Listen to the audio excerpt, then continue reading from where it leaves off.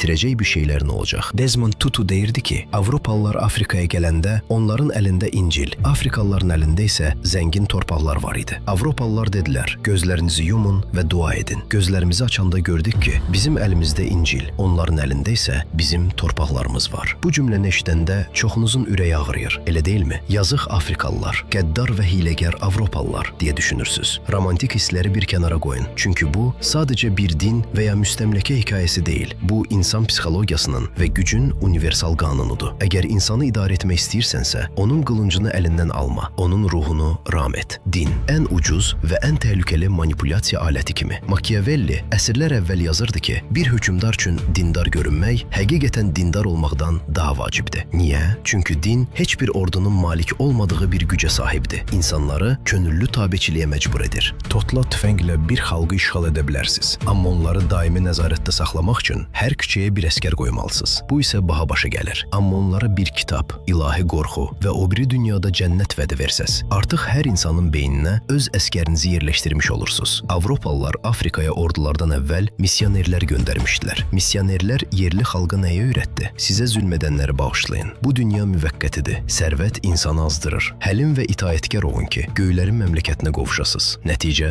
Afrikalılar göylərə baxıb cənnət xəyalları qurarkən, Avropalılar yerdəki qızıl və almaz mədənlərini qazırdılar. Machiavellinin dediyi kimi, insanlar o qədər sadə löfdülər ki, aldadan şəxs həmişə aldanmağa hazır olan birini tapacaq. İndi düşünən adam sizi manipulyasiyanın anatomiyasına nəzər salmağa dəvət edir. Bəs bu manipulyasiya necə işləyir? Din vasitəsilə insanların reallıq hissi necə köşaldılar? Güclülər həmişə zəiflərin fədakar olmasını istəyir. Sizə bu dünyada dözün deyənlər özləri bu dünyanın bütün ləzzətlərini dadırlar. Sizi yoxsulluqla imtihan olunduğunuza inandırırlar ki, onların zənginliyini sorğulamayasınız. İnsanı idarə etməyin ən asan yolu onu günahkar hiss etdirməkdir. Sən anadan gəlmə günahkarsan. Xilas olmaq üçün isə sistemə itaət etməlisən. Mütləq itaət mədəniyyəti. Dində sorğulamaq yoxdur, təslimiyyət var. Manipulativ güclər üçün bundan daha gözəl nə ola bilər? Sorğulamayan, etiraz etməyən, hər bir bəlanı tale və qismət adlandıran insan hər bir manipulyatorun arzusudur. Machiavelli deyirdi ki, din kütlələri birləşdirmək və dövləti gücləndirmək üçün mükəmməl bir yapışqandır. Amma eyni zamanda o yapışqan kütlənin gözlərini bağlamaq üçün də istifadə oluna bilər. İndi çoxunuz düşünürsünüz ki, bu keçmişdə qaldı. İndi 21-ci əsrdir. Biz daha ağıllıyıq. Həqiqətənmi? Format dəyişir, amma manipulyasiya mexanizmi eynidir. Sənə xəyali bir dünya satırlar ki, real dünyadakı varlığını əlindən alsınlar. Mətnin əvvəlindəki sitata qaydaq. Afrikalılar aldadıldı, çünki qarşılarındakı sistemin vahid amalını görmədilər. Güc və sərvət. Machiavellinin bizə öyrətdiyi ən böyük dərs sarsıdıcıdır, amma realdır. Dünyanı idarə edənlər sizin ruhunuzun xilası ilə maraqlanmırlar. Onlar yalnız öz imperiyalarının davamlılığı ilə maraqlanırlar. Əgər siz öz real dəyərlərinizə, ağlınıza sahib çıxmasanız, kimsə gəlib sizə gözəl nağıllar danışacaq və siz nağılın sonunu gözləyərkən reallığınızı oğurlayacaq. İndi özünüzə sual verin. Ən son kimə gözü yumulu inanmısınız? Gözlərinizi açın. Çünki tarix aldadanları deyil, sadəlövlüklə aldananları cəzalandırır.